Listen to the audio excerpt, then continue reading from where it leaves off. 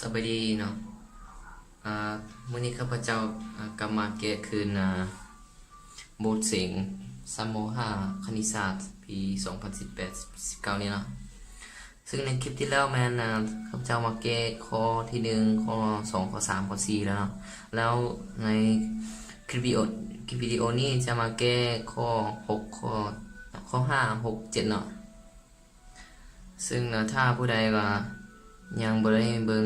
คลิปที่แล้วก็กลับไปเบิ่งคลิปที่แล้วก่อนจะมาเบิ่งคลิปนี้ก่อนก็ได้เพราะคลิปที่แล้วแก้ข้อ1ข้อ2ข้อ3ข้อ4แล้วคลิปนี้จะมาแก้ข้อ5ข้อ6ข้อ7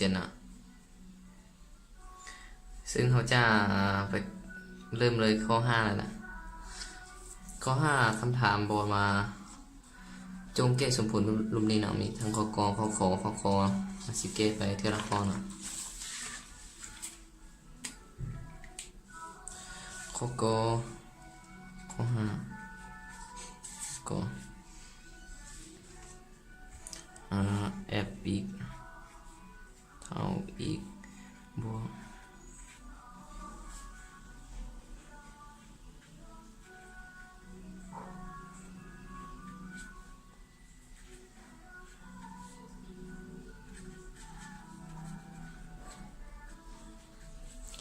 บางคนถ้าว่าแบบว่าบ่เข้าใจ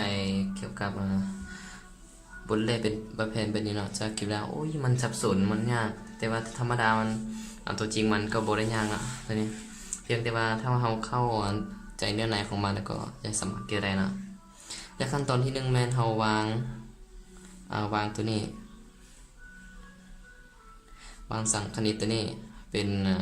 ตัวรับได้เลยนะสมมุติว่าผมจะวางเป็นตัว k แล้วจะได้ f อีกเท่ากับอีกบวก k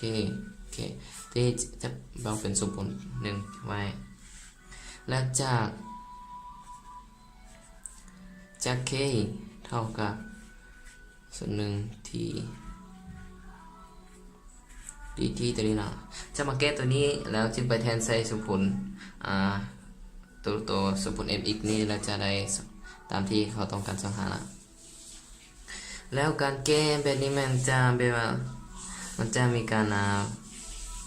สับสนไปสับสนมาในนึงถ้าว่าเขาเข้าใจก็บริยากเลยนะแล้วทีนี้เขาจะจากปริมาณแล้วก็ซึ่งเขามี f อีกตัวเธอนี่เท่ากับอีกบวก k แล้วทีนี้มันเราต้องเปลี่ยนอีกเป็นที่เพราะเราต้องการตัวนี้มี f ที่แล้วเราต้องเปลี่ยนตัว f อีกนี่เป็น f ที่เพื่อจะได้เอาค่ามาแทนซะตัวนี้นะตัวนี้จะเปลี่ยนเป็น f ที่จะได้เป็น f ที่เท่ากับบนใดมีอีกแมนเอาที่ไปแทนซะเนาะเป็นที่บวก k แล้วจะเอาตัวนี้กลับไปแทนซะบนนี้คืนแล้วจะได้ k เท่ากับที่ซึ่งว่า f ที่เท่ากับตัวนี้เอาที่มาแทนได้ที่บวก k แล้วอย่าลืมเขียน dt แล้ว k เท่ากับเอาตัวนี้คูณเข้าเลยนะที่กำลัง2บวก k dt ตัวนี้ออกจากสังคณิตธรรมดานะก็จะได้เป็นที่กำลัง3บวกที่กำลัง2 k 2 k ครอบของเขาแม่น0 หา 1แล้วทีนี้ก็แทนเข้าไปจะได้เป็น1/3แล้วก็บวกให้1เป็น k เนาะเป็นเอา1มาแทนใส่ก็เป็น1กำลัง2ก็เป็น1คูณ k ก็ k เนาะแล้วมาลบให้เมื่อเอา0มาแทนใส่0 ก็บวกให้0k ส่วน2ตัวนี้โบแมนโอเคเลยเป็น0คูณให้ k จะเท่า0เนาะเลยแล้วจะได้ k ขอโทษนะเมื่อกี้ไปก็เป็น1/3บวก k ส่วน2ทีนี้เราจะย้าย k ไปหา k แล้วก็ย้ายตัวเลขไปหาตัวเลขนะจะได้ย้ายตรงนี้มาจะกลายเป็น k ลบให้ k ส่วน2เท่ากับ1/3ทีนี้จะขึ้นพุ่งพวงธรรมดาจะเป็นสังเกตว่าตรงนี้จะเนี่ยเรื่องก็เป็นจะได้เป็น1/2k แล้วก็3นะ แล้วก็ถอนเอา k ออกแล้วก็เป็นแบบธรรมดาก็ได้เป็น2 3 3โอเคตอนนี้เราได้ k เท่าตัวนี้แล้วเขาเอาไปแทนใส่สมผลหนึ่งเนาะแล้วจะได้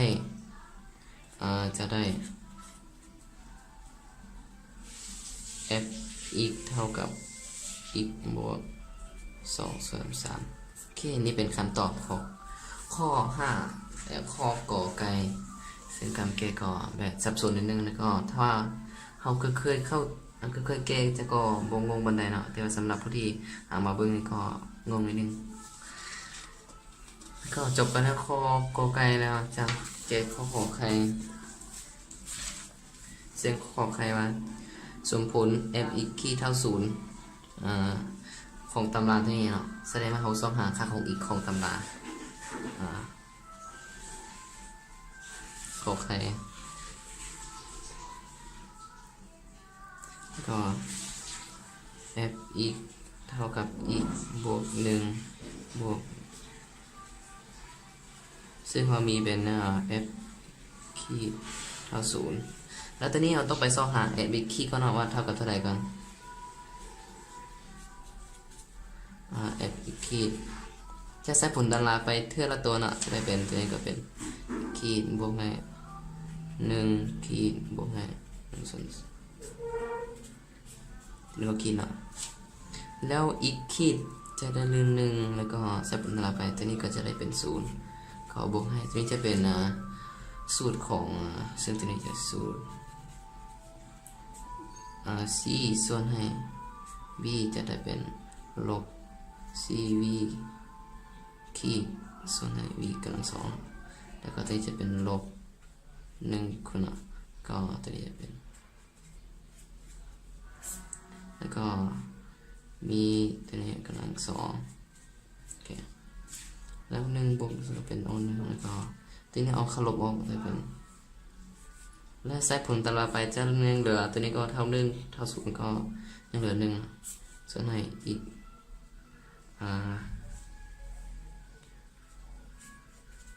ขึ้นพวนธรรมดาเนาะจะได้เป็นอีก2กำลัง2ลบ1ส่วนให้อีกกำลัง2และจะเท่าเป็นจะแจกเอกผลไปนะเป็นอีกกำลัง2บวก4อีกบวก4ลบ1ก็จะได้อีกกำลัง2บวก4บวก3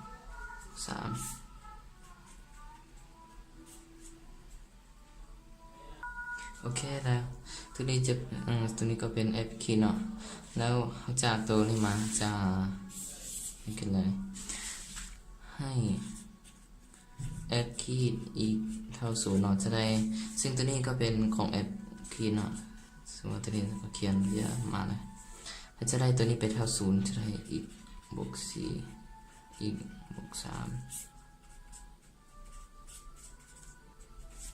ซึ่งเป็นสมผลธรรมดาเนาะใช่จะได้เป็นอีกกำลัง2บวก4อีกบวก3เท่า0ซึ่งเขามีเงื่อนไขคืออีกบวก2กำลัง2ต้องตั้งจาก0เนาะซึ่งจะได้อีกตั้งจากลบ2ซึ่งจะได้เป็นเงื่อนไขเนาะหรือจะเขียนไว้ได้ว่าเป็นอีกอยู่ในซึ่งลบออกลบ2โอเคแล้วตัวนี้จะแยกส่วนคูณได้เป็นอีกบวก1แล้วก็อีกบวก3เท่า0ซึ่งถอนได้อีกเท่ากับลบ1แล้วก็อีกเท่ากับลบ3เนาะซึ่ง2ตัวนี้ก็เป็นใจผลของสมผลเนาะเพราะว่าเงื่อนไขมันต้องตั้งจากลบ2แต่ตัวนี้ก็เป็นลบ1กับลบ3ก็เป็นใจผลของสมผลเนาะโอเคแล้วก็จบไปแล้วข้อขอไข่เนาะตัวนี้จะไปแก้ข้อควายนะซึ่งเป็นสมผลไตรมุมเนาะข้อ5ข้อควาย ซึ่งบางคนอาจจะคิดว่าโอ้ยสมผลแต่มุมมันยากนะที่บางข้อก็ยากบางข้อก็ง่ายนะซึ่งเราจะเป็นสมผลเป็น4คูณอีกลบ2เท่ากับ0ซึ่งเงื่อนไขของเราแมน0ไปหา2 ปีซึ่งเป็นเงื่อนไขธรรมดานะเป็น2 ปีก็เป็นได้1 รอบแล้วจากที่นี้มาจะถอนได้เป็น4กดอีกจากลบ2เอาย้าย2ไปจะเป็นบวก2แล้วก็ถอนเอากดอีกเท่ากับ2ส่วน4แล้วกดอีกหารจะได้1ส่วน2แล้วถอนเอามุมอีกจะได้เป็นมุมซึ่งว่าตามตัวนั้น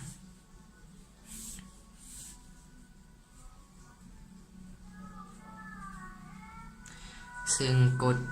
เท่ากับ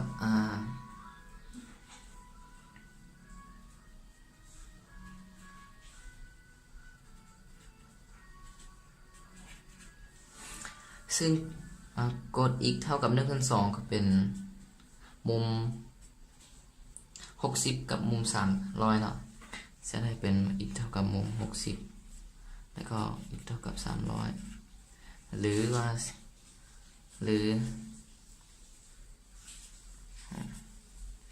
อีกเท่ากับซึ่งว่ามุม60ก็เป็นปีส่วน3แล้วก็มุม300จะเป็น5 ปี5 ปีส่วน3นั่นเองเนาะคำตอบของมันเท่านี้แล้วข้อ5ก็จบไปเนาะก็จบไปถ้าข้อกก็จบไปก็ถามข้อ6นะข้อ6ยกทรงหาหน้าที่อ้อมขอบด้วยเส้นโค้งนี่นะข้อ6เส้นโค้ง f x เท่ากับ x กำลัง2ลบ2 x ลบ3ซึ่งว่ากับคำ x นะซึ่งมีลบ1 4แล้วคำตอบคำ x แม่นเราต้องให้ f x เท่า0แล้วจะถอนได้เป็น x ลบ2 x เท่า0ซึ่งตัวนี้เราจะสามารถแยกได้เป็นลบ3แล้วก็อีกบน1เท่า0แล้วถอนค่าของอีกออกจะเท่ากับ3แล้วก็อีกเท่ากับลบ1ซึ่งตามธรรมดาเราจะไปเต้นตามสิ่งแสดงจะบริเต้นให้มันที่ต้องก็เป็นแบบธรรมดาเต้นแบบพอเข้าใจแล้วก็สามารถเก็บได้นะจะเป็นแสดงว่าตำราตัวนี้มันมีแกนมีจุดตัดอยู่แกนอีกแมนลบ1กับ3เนาะเป็น2 3 4โอเคแล้วแสดงว่าตำราตัวนี้จะมาอันนี้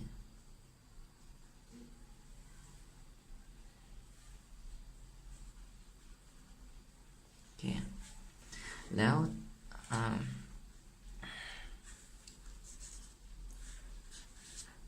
ตัวนี้มีวางกำหนดแมนแต่ลบ1ไปหา4แสดงว่าต้องเอาแต่ลบ1ไปหา4ซึ่งเป็นเส้นแสดงตัวที่ทาสไลด์และให้เขาซ่อมหาเนื้อที่ของตัวลายนี่ว่าเท่ากับเท่าไหร่แล้วให้เราสังเกตว่าถ้าว่าเป็นฟังทางลุ่มจะเป็นค่าแต่จะเป็นค่าลบแล้วก็ทางถึงจะเป็นค่าบวกแล้วตัวนี้แมนเฮาวางธรรมดาก็เป็นว่าวาง A แมนเนื้อที่ของที่ขอบหน่อยของหุบที่ขอบไปเส้นโค้งโอเคแล้วเขาจะได้ A ซึ่งว่าข้อ6มันเขาต้องหาเนื้อที่ไหมล่ะจะได้ A เท่ากับต้องใช้สังคณิตเข้าไปซึ่งสังคณิตครอบตัวนี้เราต้องใช้ตามเงื่อนไขที่กำหนดมาคือลบ1ไปหา4มันลบ1ไปหา4ของตำรา f อีก แล้วจากรูปแต้มตัวนี้เราจะสามารถแบ่งได้เป็นส่วนบวกและก็ส่วนลบนะซึ่งเราจะเขียนส่วนบวกส่วนลบก็ได้แต่ตอนนี้ถ้าขอเขียนเป็นส่วนบวกก่อนส่วนบวกจะได้สังคณิตจาก3ไปหา4ข้อของมันจะเป็น3ไปหา4ซึ่งตัวนี้จะเป็นค่าบวกของfx ซึ่ง fx เท่ากับอีกลบ2อีกลบ3แล้วก็มาลบให้ที่นี้ธรรมดาต้องเป็นบวกแต่ว่ามันอยู่ฝั่งทางลบมันจะเป็นค่าลบนะจึงเขียนเป็นค่าลบอยู่ข้างหน้าข้อของมันจะเป็นลบ1ไปหา3ของตำรา fx คือ9จะเป็นลบ2อีกลบ3ดีอีกโอเคแล้วจะออกจากสังคณิตออกมาจะเป็นอีกกำลัง3ส่วน3บวกให้เป็นค่าลบเลยลบ3อีกโอเคตัวนี้ข้อของมันแม่น3ไปหา4ลบให้เป็นเคลียร์นะอีกกำลัง3ลบให้อีกกำลัง2ลบ3อีกทีนี้ขอบก็ลบ1ไปหา3เก่าแล้วตัวนี้จะแทนเข้าไปจะแทนตัวทึนเข้าไปก่อนแล้วจะได้4กำลัง3ส่วน3ลบให้4กำลัง2ลบให้3คูณ4แล้วต้องมาลบให้ตัวทางลมจะเป็น3กำลัง3ส่วน3ลบให้3กำลัง2ลบให้3คูณ3โอเคแล้วต้องใส่ขอใส่แล้วก็มาลบต่อตัวทางนี้เลยเพราะมันสิบพอจะเขียนมาก็ลบใส่ตัวนี้เอา3คูณไปจะได้3กำลัง3ส่วน3แล้วก็บวกลบให้3กำลัง2ลบให้3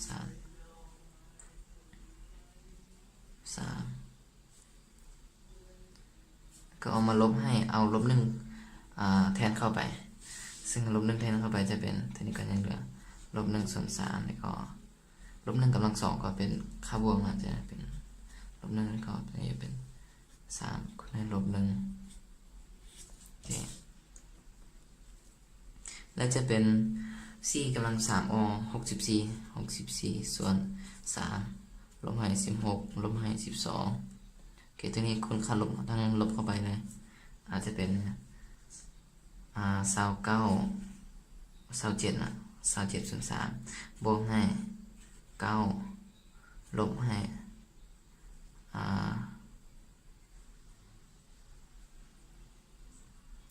ตัวนี้ก็ลบให้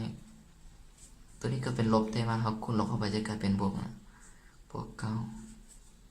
แล้วก็ตัวนี้เป็นตัวที่1เธอนี่ก็มาลบในตัวทางนี้ก็เป็น27ส่วน3ลบ9ลบ9ก็มาตัวนี้คุณลบเข้าไปได้เลยคุณลบเข้าไปจะได้เป็นบวก1ส่วน3บวก1ตัวนี้ก็เป็นลบเนาะเพราะว่าลบกับลบจะเป็นกลายเป็นบวกแล้วก็คูณเข้าไปจะเป็นลบ3โอเคแล้วสิ่งที่หารจากได้ก็หารไปตัวนี้เป็น64ก็16ลบให้12ซึ่งลบก็เป็นลบ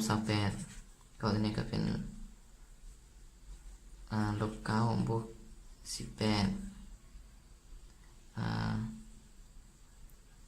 ก็ลบให้ตัวนี้เป็น9ลบ9บวกตัวนี้ก็ลบกันก็บวก1ส่วน3ตัวนี้ก็บวก1กับลบ3จะเป็นลบ2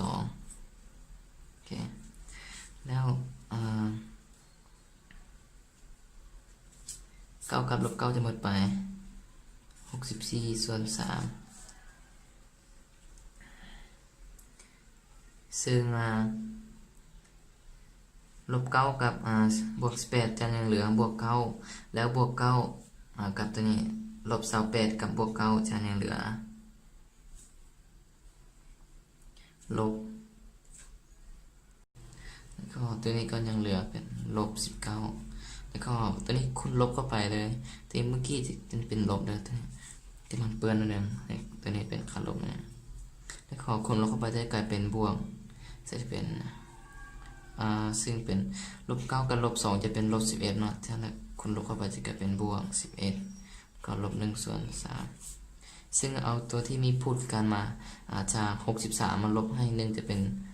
64ลบ1จะเป็น63ก็ส่วนให้3แล้วก็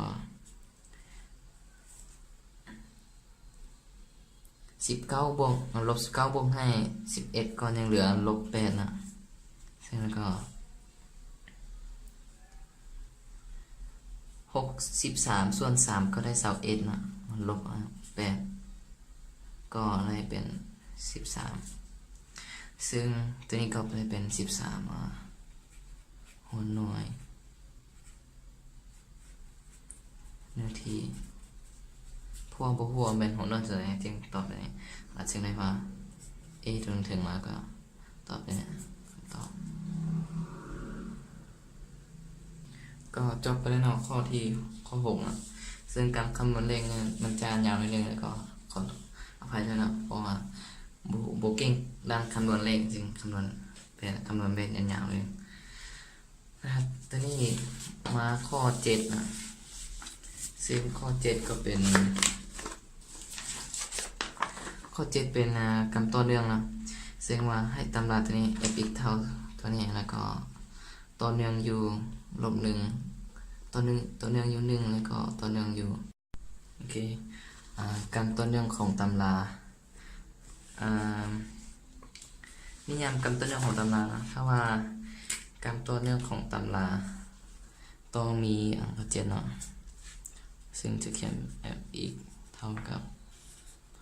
a อีกลบ b ซึ่งว่าอีกต้องน้อยกว่าหรือเท่ากับ1และเท่า3เมื่ออีกอยู่วางลบ2แล้วก็อีกเท่ากับ a อยู่วาง2น้อยกว่าเท่ากับอีกซึ่งการต่อเนื่องอยู่อีกเท่ากับ1แล้วก็อีกเท่ากับ2นะซึ่งการต่อเนื่องอยู่อีกเท่ากับ1เท่ากับ2แสดงว่าพิจารณาตามที่เม็ดอีก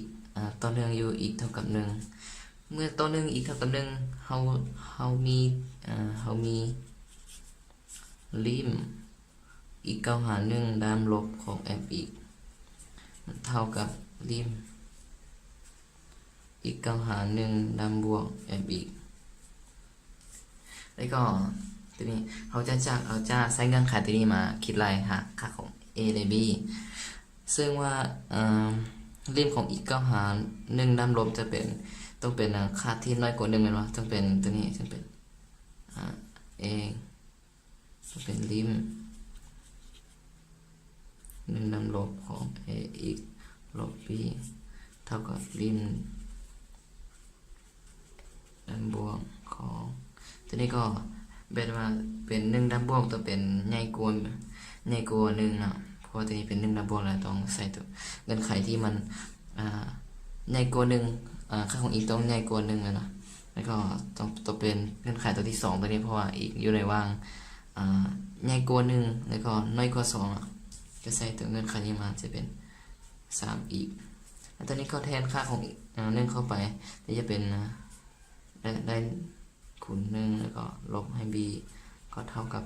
3คูณ1ตัวนี้ก็ได้ a ลบ b เท่ากับ3เนาะทีนี้วางเป็นสมผลที่1ไว้ได้มาจากการต่อเนื่องของu เมตรอีกเท่า2คือเดียวนะเขามีริมอีก9หาร2ด้านลบของ f อีกเท่ากับริมอีก9หาร2ด้านบวกของ f อีกโอเคอีกด้านลบมันจะตกในเงื่อนไขตัวนี้เพราะว่าอีกมันน้อยใหญ่กว่า1และก็น้อยกว่า2แสดงว่าอีกด้านอีก9หาร2ด้านลบต้องใช้เงื่อนไขตัวนี้ตัวเรียกว่าริมอีก9หาร2ด้านลบของ